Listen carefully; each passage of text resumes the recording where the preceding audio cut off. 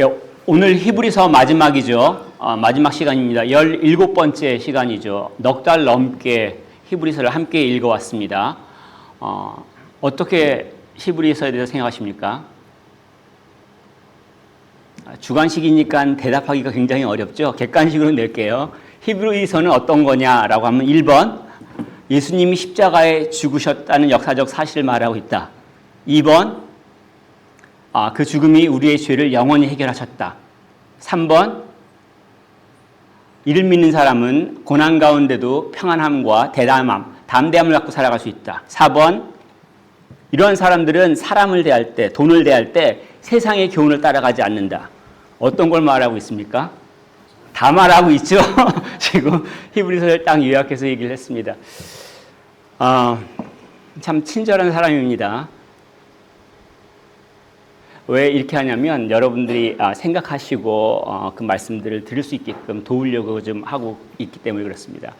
근데 어떻게 이렇게 듣다 보면은 우리가 신앙을 잘못 이해해서 내가 뭔가 이해했다라고 생각하는 사람들이 있어요.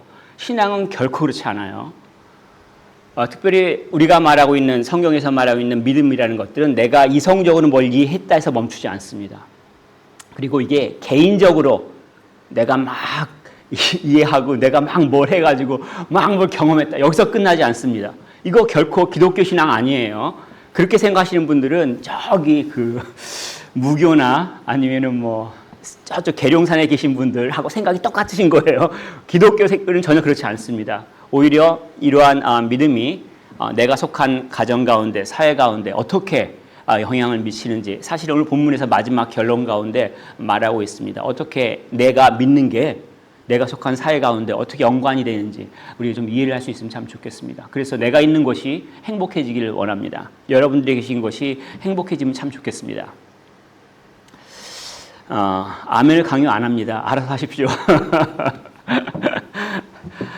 시작할 때 첫 번째 단락 보면은 제가 영문 밖으로 나가자 뭐 이렇게 제목을 잠깐 소제목을 달았는데 이 영문 밖이 사실은 이해 못할 수 있습니다. 영어로 얘기하면 outside the camp예요. 그러니까 옛날에 이스라엘 사람들이 광야 생활했을 때 캠프 생활했습니다. 텐트. 그러니까는 거기서 타버나클 성막이 가운데 있고 주변에 무슨 족속이 작게 진을 배치했어요. 여기서 아웃사이드 캠프하면 이 진 밖으로 나가는 걸 말합니다. 근데 이게 예루살렘에 딱 들어와서 성을 세웠습니다. 다윗의 성을 세우고 솔로몬이 성전을 세웠습니다. 예루살렘 시가지가 구축이 됐어요. 성벽이 있다는 얘기예요. 5월. 이 벽 밖이 이제 성 밖이라는 얘기죠. 그래서 본문을 보면 11절에는 영문 밖이라고 하고 12절에는 성문 밖이라고 얘기를 하죠.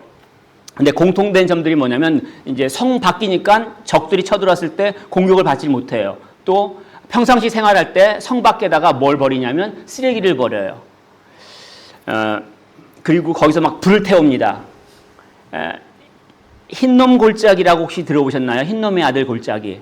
흰놈 아람어이기 때문에 욕은 아닙니다. 흰놈의 사람의 아들이 있는 그 골짜기인데 예루살렘 성 남서쪽이 있어요. 그러니까 골짜기가 오른쪽엔 기드론 골짜기고 남쪽하고 서쪽이 연결되는데 여기를 흰놈의 아들 골짜기로 하는데 여기서 막 쓰레기를 태우고 뭐 이것저것 태웁니다. 나중에 여기서 어떻게 합니까? 사람들이 우상 섬긴다고 자식도 태웠죠, 여기서. 그래서 이것을 발전해서 지옥과 같다 해서 게헨나, 흰놈에서 나온 단어입니다. 그래서 게헨나를 이제 또 지옥이라고 말하기도 하는 이 장소가 바로 영문밖이에요. 더럽고 보호받지 못한다는 얘기입니다. 자, 근데 본문에서 보면은 10절, 11절 보면 지금 어떠한 일이 여기서 벌어지고 있냐면 속죄일 때 Atonement, The Day of Atonement라고 하는 1년에 한 번 있는 그 장막절 전에 그 속죄일 때 일어나는 속죄 제사, Sin Offering에 대해서 얘기하고 있는 거예요. 만약에 구약을 잘 알고 있으면 제가 설명 안 해도 돼요. 유대인들 같으면 뭐 굳이 제가 설명하겠어요? 딱 이 얘기 나오면 그거구나 하고 딱 알기 때문에 설명이 필요 없는데 우리는 유대인이 아니잖아요. 그래서 제가 설명을 조금 할게요. 속죄를 위해서는 뭐 합니까? 짐승을 잡아서 피를 뿌려요. 제사장이 죄 지은 거를 용서받기 위해서 숫송아지를 잡아서 숫송아지에 피를 뿌립니다. 그리고 백성이 죄 지은 걸 위해서 염소나 양을 잡아서 그 양의 피를, 염소의 피를 뿌립니다. 어디다 뿌리냐면 뭐 여러 군데 뿌리지만 가장 중요한 것들은 뭐냐면 성막 안에 속죄소 그 앞에서 뿌려요. 속죄소 위에도 뿌리고, 염소는 거기다 아래만 뿌리지만, 송아지는 아래만 뿌리지만 백성의 죄를 용서받는 것들은 바로 그 시은소라고 하는 위에도 뿌려요. 이것을 은혜를 베푸시는 곳이라고 해서 시은소라고, 이건 mercy라고 영어로 얘기하죠. 하나님께서 용서를 하신다, 죄를. 자, 짐승은 그럼 어떻게 해요? 피만 뿌렸잖아요, 지금. 그래서 죽은 짐승은 각을 뜬다고 해요. 팔다리를 자르는 거를. 사람이 아니라, 죄송합니다. 송아지, 염소의 팔다리를 잘라서 머리와 함께 번제단에 올려놓고 불을 질러요. 그래서 이것을 번제라고 해요. 이걸 burnt offering이라고 합니다. 근데 가죽하고 똥은 어떻게 해요? 이제 시체, 그러니까 사체, 동물의 사체를 이렇게 해부하면은 똥도 나와요. 그 가죽하고 똥은 더러운 거기 때문에 영문 밖으로 가지고 나가는 거예요. 그래서 영문 밖이라는 단어가 여기서 나오는 거예요. 더러운 것. 그 흰놈 골짜기로 가기 위해서 통과하는 문이 있습니다. 예루살렘 시티 그 남쪽에 있는 그 게이트 문을 뭐라고 하는지 아세요? 덩 게이트. 그렇게 불러요. 무슨 뜻이에요? 똥문이라는 얘기예요. 그래서 한국말로 번역할 땐 분문. 그런데 한자로 이게 써놓으니까 분문이 뭔가, 그런데 똥 가지고 나가는 문이라서 덩게이트라고 이름을 줬습니다. 자, 여기 나가서 뭘 불지르려면 가죽과 똥을 불사른다는 얘기예요. 자, 이걸 왜 했겠습니까? 예수님께서 바로 이처럼 버림받고 고난을 받으셨다는 걸 말하고 싶은 거예요. 예수님이 어디서 돌아가셨어요? 골고다. 아람어로 골고다 언덕. 이제 라틴어로는 칼버리라고 하죠. 지금 어디냐면 성묘교회로 추정을 합니다. 그러니까 Holy Church of Sepulchre라고 표현하는데, 예루살렘 구시가지 서쪽 편에 있어요. 그래서 당시 로마 병사들이 진을 치렀던 안토니오 요사에서 비아 돌로로사라고 하는 슬픔의 길을 따라서 끝나는 지점이 바로 성묘교회 그 자리예요. 근데 처음에는 이게 좀 어려웠어요. 왜냐하면 가보니까 구 예루살렘 안에 있네. 지금 무슨 얘기하는지 모르시죠? 하여튼 성지순례 가보세요. 그러면 지금 가보면 성묘교회가 예루살렘 안에 있어요. 그런데 지금 안에 있는 거지 예수님 당시에는 성 밖이었어요.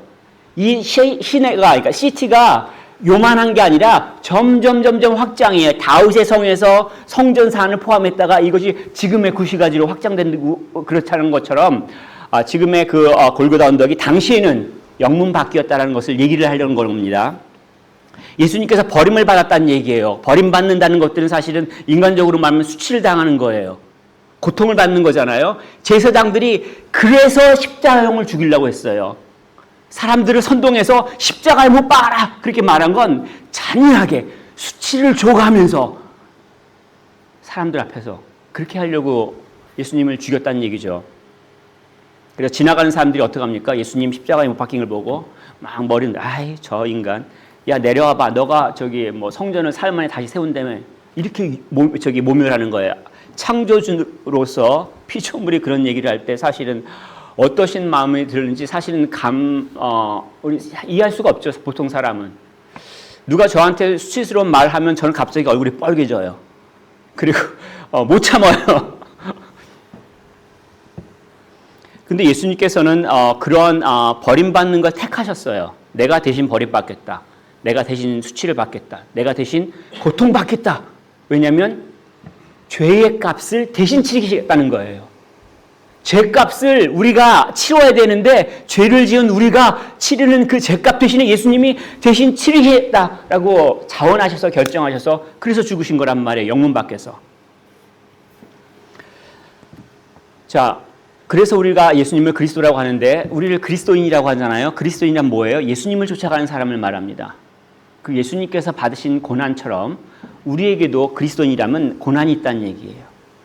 예수님을 믿기 때문에 생기는 고난이 있어요. 예수님께서 하신 말씀을 지키려고 하기 때문에 받는 고난이 있다는 얘기예요. 모든 그리스도인에게는 있습니다. 예수님의 말씀을 지키고자 할 때, 그 믿음대로 살아나가려고 할 때, 혹시라도 예수를 믿었는데 한 번도 고난을 당하지 않았다라고 생각하시는 분, 무엇을 믿고 계시는지 생각하셔야 돼요. 예수를 믿으면 당연히 고난이 있습니다. 예수님께서도 자기를 부인하고 자기 십자가를 지고 따라오라고 말씀하셨잖아요. 이 영문 밖이라는 것은 성문 밖에 보호받지 못하는 곳, 더러운 곳이라는 얘기잖아요.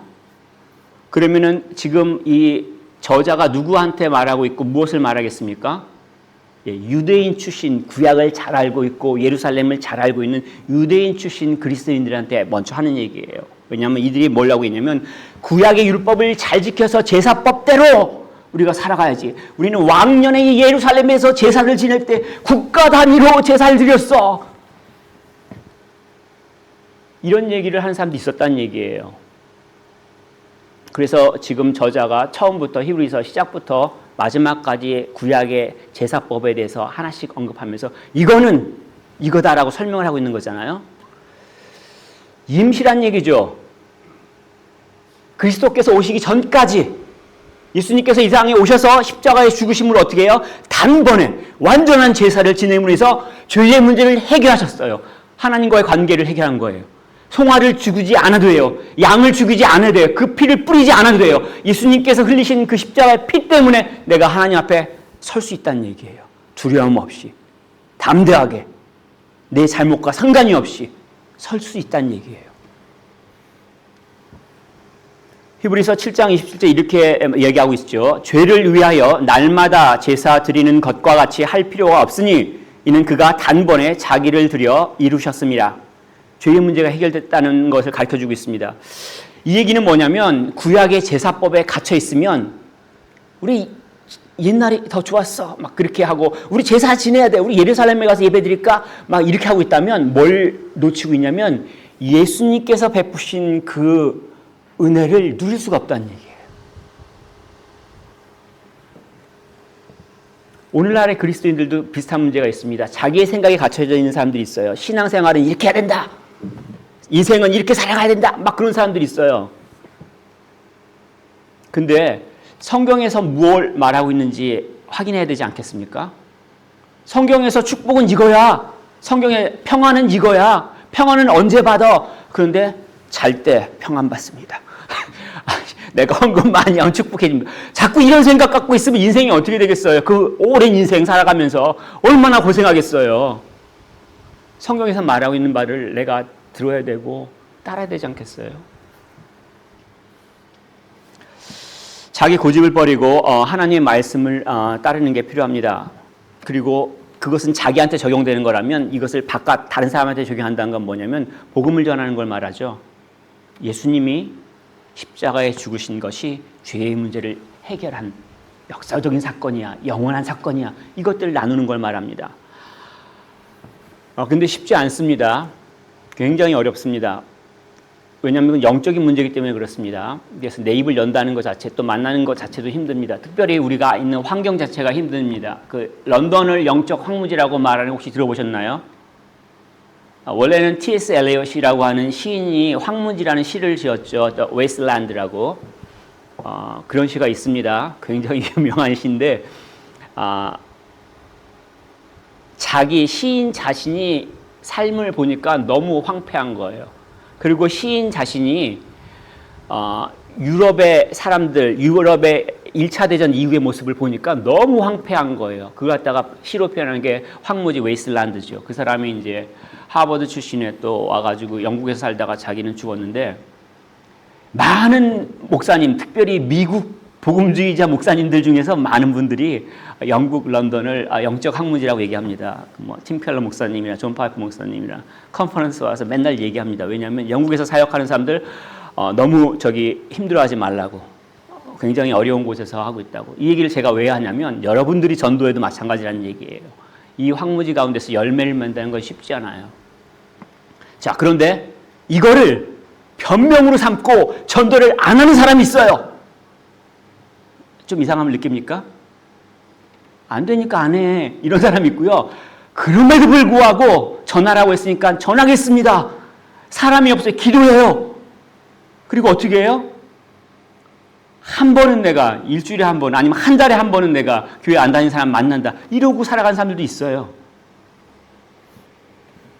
믿는 사람은 자기 영역 안에 갇혀 있지 않아요. 말씀을 따라 자기 한계를 뛰어넘습니다.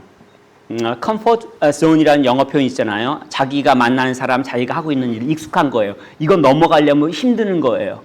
그것을 이제 넘어가라고 권면하지만 사실 성경에서 뭐라고 하냐면 영문 밖으로 나아가자라고 얘기하죠. 우리 주님이 그러셨으니까. 만약에 예수님을 그리스도로 믿는다면 그 영문 밖으로 나가는 것들을 원하시는 거예요. 예수님을 믿는 사람들한테 나타나는 증상이에요. 모습이에요. 그리고 또 이 사람들에게는 어떠한 변화가 생기냐면 생각이나 말이나 언어가 좀 바뀌기 시작합니다. 15절부터 19절 말씀 가운데 있는데 첫 번째 15절에 입술의 열매로라는 표현을 하고 있습니다.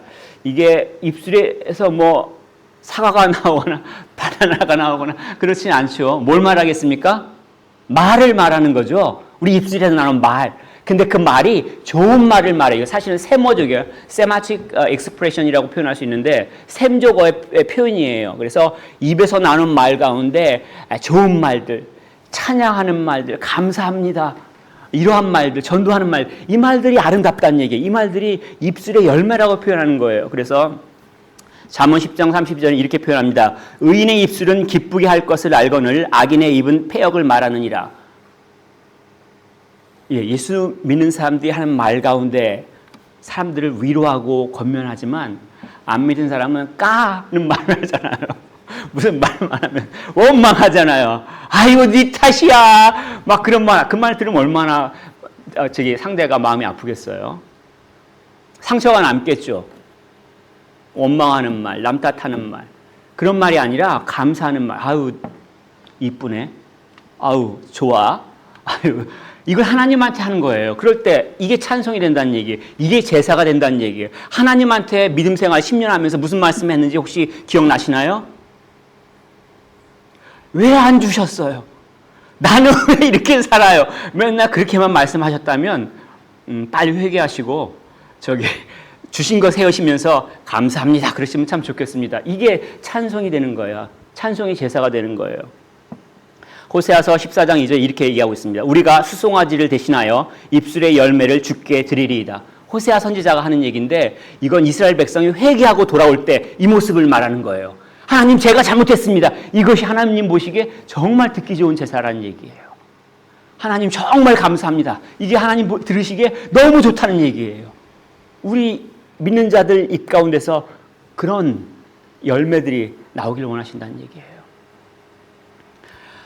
살아가다 보면 이런 입술의 열매가 나오지 않고 원망이 나오는 게 당연하다고 볼 수 있어요. 왜냐하면 사람들이 다 이기적이잖아요. 나를 괴롭히고 나에게 치욕을 주고 그러면 뭐라고 나오겠어요? 참았다? 뭐가 나오겠죠? 뭐 원망이 나오고 되고 저주가 나오고 되고 아니면 협박도 나올 수 있어요. 목회를 하면서 저는 협박도 들어봤습니다. 어쨌든 그런데 왜 찬송을 합니까? 어떻게 그 상황에서 찬송을 하죠? 본문에 보면 이렇게 기록하고 있죠. 예수로 말미암아 내가 갖고 있는 것, 내가 뭘 이루었기 때문에 상대방이 나한테 웃어줬기 때문에 내가 찬송하는 것이 아니라 예수님 때문에 내가 찬송하는 거예요. 예수님께서 십자가에 죽으신 역사적인 사건, 그로 인해서 내 죄 문제가 완전히 영원히 해결된 그 사건, 내가 어떠한 실패를 한다 할지라도 잘못을 한다 할지라도 상관없이 하나님께서 너는 내 아들이다, 너는 내 딸이다, 내가 너를 기뻐한다. 그것 때문에 기뻐하는 거예요. 내가 이룬 것 때문에 기뻐하는 게 아니에요. 내가 뭘 월급 2배로 받았기 때문에 잠시만 기뻐할 수 있지만 다음 달에 또 돈 써야 되잖아요. 그것 때문에 기뻐하는 거 아니란 얘기예요. 그렇기 때문에 우리가 살아가면서 예수님께서 십자가에 죽으신 그 사실을 내가 묵상하는 게 필요해요. 이것 때문에 우리가 정말 어둠 가운데 좌절하고 낭망하고 있는 상태 가운데서도 이 사실을 묵상함으로 하나님께서 건져주시는 것을 경험할 수 있습니다. 그럴 때 우와 할 수 있는 거예요. 그럴 때 할렐루야 할 수 있는 거예요. 그럴 때 강요하지 않아도 아멘 할 수 있어요. 근데 이렇게 우리의 삶이 돼야 되지 않겠습니까? 아멘 아직도 기다리고 있습니다. 어쨌든 간에 이게 삶의 예배라는 거예요. 구약에서 말하고 있는 예루살렘에 가서 예루살렘 성전에서 짐승을 죽여서 피를 흘리는 그게 예배가 아니라 내 입술 가운데 예수님께서 하신 것 때문에 감사합니다. 찬양합니다. 소망을 품습니다. 나의 육신은 점점점 늙고 기능이 점점점 떨어지고 내 배우자를 보면 내 자식들을 보면 오해하지 마세요. 저는 하나님께서 가장 아름다운 자녀들과 아내를 주셨습니다. 그렇기 때문에 그런다 할지라도 감사 찬송할 수 있는 거예요. 또한 이러한 말, 또한 선한 행동도 마찬가지입니다. 이것을 16절에 보면은 선을 행함과 서로 나누어지기를 잊지 말라. 하나님 이 같은 제사를 기뻐하시냐. 하는 행동과 나눠주는 게 제사래요. 하나님께 드리는, 하나님이 기뻐하신대요. 이걸 당연하죠. 왜냐하면 하나님께서 선하시고 하나님께서 자비를 베푸시거든요. 이게 어디서 드러나겠어요? 하나님 안 보여. 당연히 안 보이죠. 자기가 선을 안 베푸니까, 자기가 자비를 안 베푸니까 선한 게 있는 걸 모르는 거예요. 난 태어나서 살아오면서 한 번도 나한테 선한 걸 누가 베풀어 본 적이 없어. 그러면 속에 뭐가 있겠어요? 악함만 있겠죠. 그 주변에 그리스도인들이 선을 베풀고 자비를 베푼다면 하나님이 살아계심을 경험할 수 있는 거예요. 하나님께서는 그리스도인을 통해서 그러한 모습들이 이 땅 가운데 펼쳐지기를 원하시는 거예요. 그게 하나님에 대한 찬양이 되고 제사가 되고 예배가 된다는 얘기예요. 물론 조심하셔야 되는 것들은 프리텐딩 하시면 안 됩니다. 마음은 없는데 예배 드리는 척, 마음은 없는데 도와주는 척 하시면 안 돼요. 그건 하나님이 아주 싫어하시는 거죠. 이스라엘 백성들이 성전에 제사들이 왔을 때 뭐라고 얘기했냐면 너네가 보이려고 왔느냐, 너희가 내 마당만 밟고 간다라고 경고하셨어요. 이사야서를 통해서. 그렇기 때문에 우리 마음이 주님을 사랑하는 것 때문에 사실은 그런 모습들이 필요하다는 얘기예요. 영혼이 없는 몸이 죽은 것 같이 행함이 없는 믿음은 죽은 것이니라라고 얘기하죠. 제가 좀 더 노골적으로 얘기를 할게요. 혹시 입벌구라고 들어봤죠? 누구를 말합니까? 누구 특정한 사람을 얘기하지 마세요. 말은 하는데 행동이 안 따라갈 때 그런 거예요. 나 예수님 믿어! 그런데 행동은 그게 아니에요. 그럼 뭐예요? 그런 모습이면 안 되잖아요. 그죠? 또한 이러한 선한 말과 선한 행동의 정점이 뭐겠습니까? 저는 사실 이게 정말 어려운 문제라고 생각하는데 순복이라고 가르쳐주고 있어요. Submit yourself the authorities. 이렇게 가르쳐주고 있어요.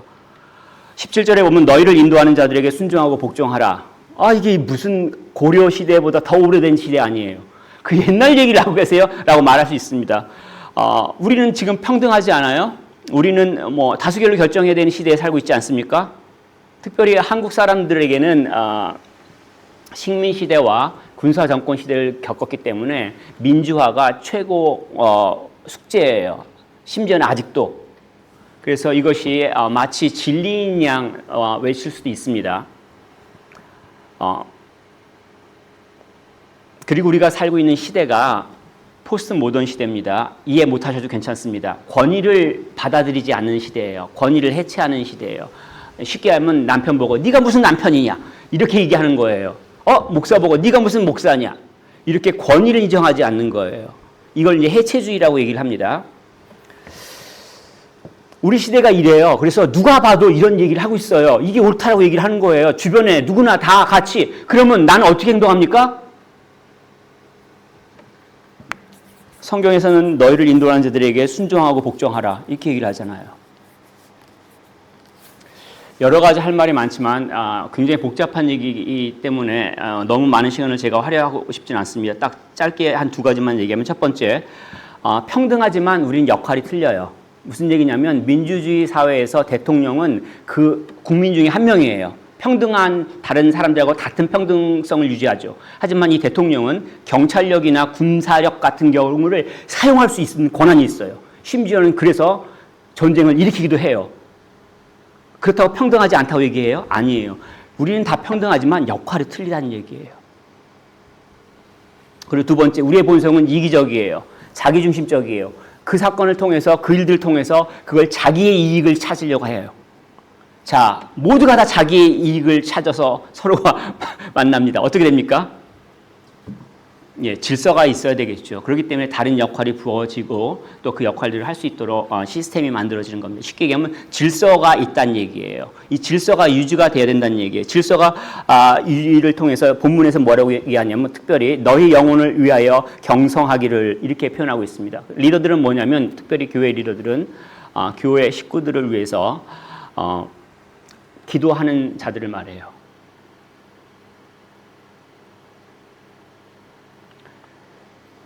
한국 교회 같으면 새벽 기도에 가서 목사가 기도를 하면 사람 이름을 부릅니다. 저는 사실 그런 교회에서 자라서 목사님이 기도했는지 안 했는지 알아요. 왜냐하면 새벽 기도하실 때 제 이름을 갑자기 부르거든요. 그러면 나를 위해서 기도했구나 알고 있는데 오늘날 런던에 있는 교회는 어떻게 아십니까?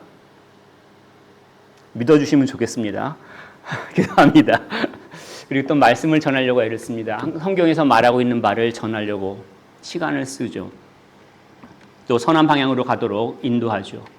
여기에 많은 도전들이 있음에도 불구하고 그렇게 일들을 해야 되죠. 만약에 질서가 무너지면 이 일들이 이루어지지가 않습니다. 심지어는 하나님께서는 성경에서 뭐라고 말씀하시냐면 위에 있는 권세들에게 복종하라라고 하면서 세상 권세까지 표현하시고 있어요. 로마 제국, 그리스도인들을 박해하고 있는 로마 제국에 다 뒤엎자 이렇게 얘기하지 않아요. 순복하라고 얘기하고 있어요. 왜요?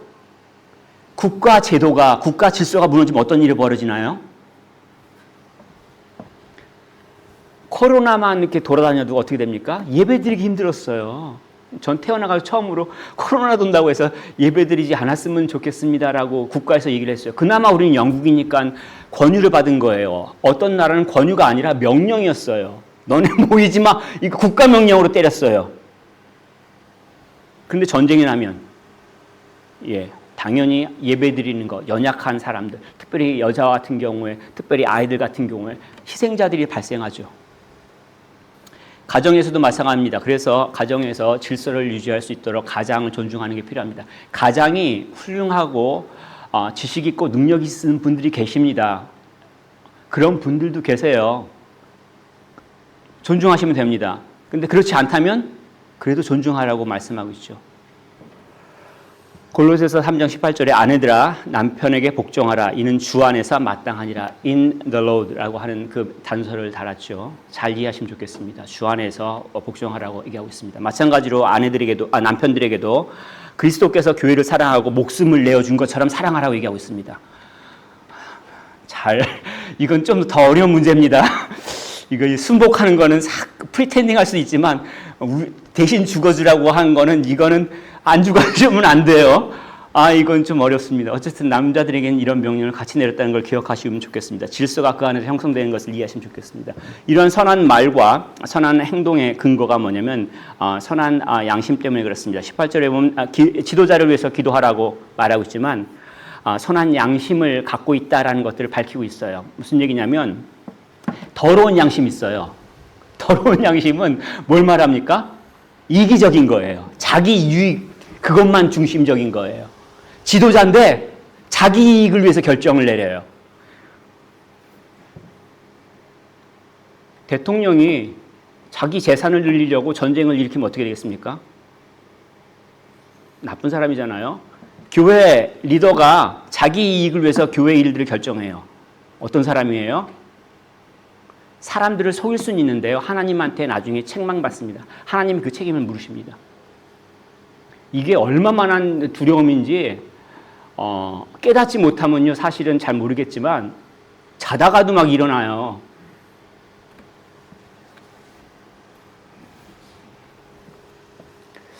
근데 교회 리더들 가운데 더러운 양심을 가진 자들이 있습니다. 근데 더러운 양심을 가진 자들은 하나님을 섬길 수 없고 교회를 섬길 수가 없습니다. 옳은 말을 하는 것 같아도 실상은 자기의 유익을 찾고 있습니다. 당시 유대인 출신 그리스도인들이 그랬죠. 구약의 제사법, 그 스타일 주장하죠. 왜 주장하겠습니까? 로마서하고 비슷합니다. 로마 교회에서 율법을 막 주장했잖아요. 율법을 지켜야 된다고. 그러면 누가 주목받겠습니까? 율법을 잘 알고 있는 유대인들, 제사법을 잘 알고 있는 유대인들. 점점 교회에 사람들이 많이 와서 처음에는 많았던 유대인들이 소수로 바뀌면서 자기들의 주도권을 놓치게 될까 봐, 이건 정치적인 해석입니다. 하지만 실제로 분명히 그런 일이 일어납니다. 쉽게 얘기하면 자기의 이익을 지키기 위해서 얘기했다는 얘기예요.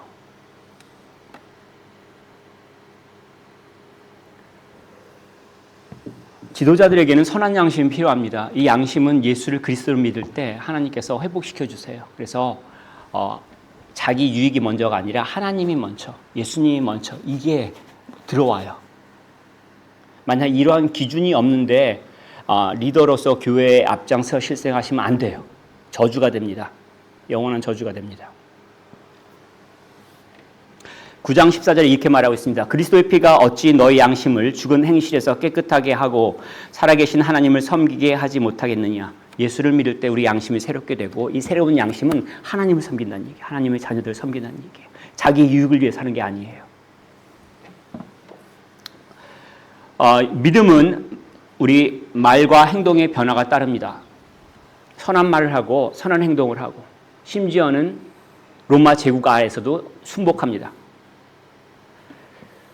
조심하셔야 될 건 뭐냐면, 내가 선한 행동을 하고 선한 말을 하니까 내가 예수님 믿는다 이렇게 생각하시면 안 돼요. 이 순서는 절대 바뀔 수가 없습니다.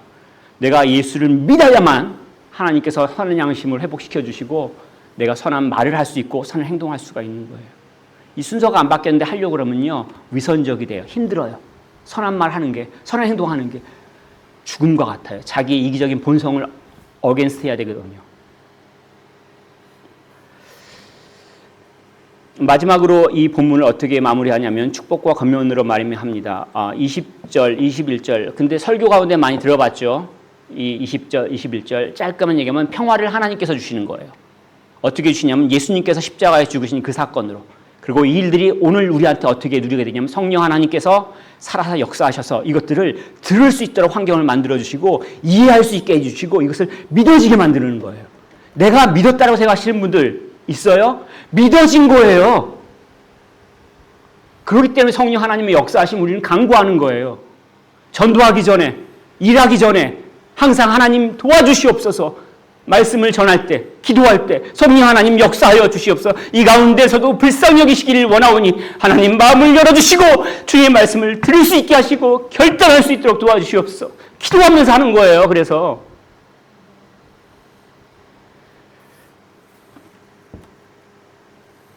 근데 놀랍게도 이 본문을 어떻게 끝내냐면 22절에 권면의 말을 용납하라 이렇게 끝나요.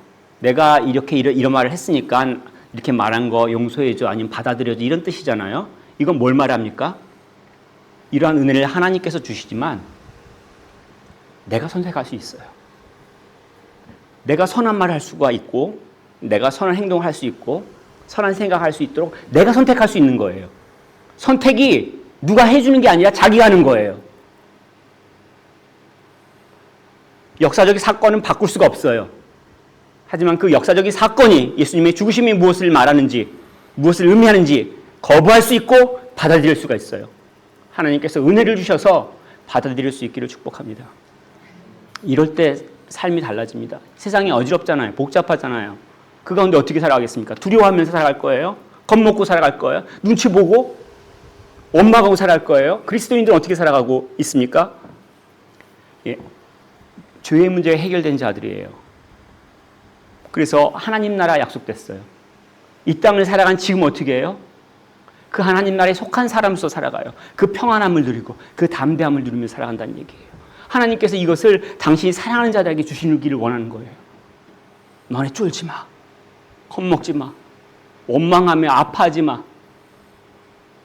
하나님하고 함께 살아가기를 원하시는 거예요. 그렇기 때문에 나의 생각이 바뀌고 말이 바뀌고 행동이 바뀌잖아요.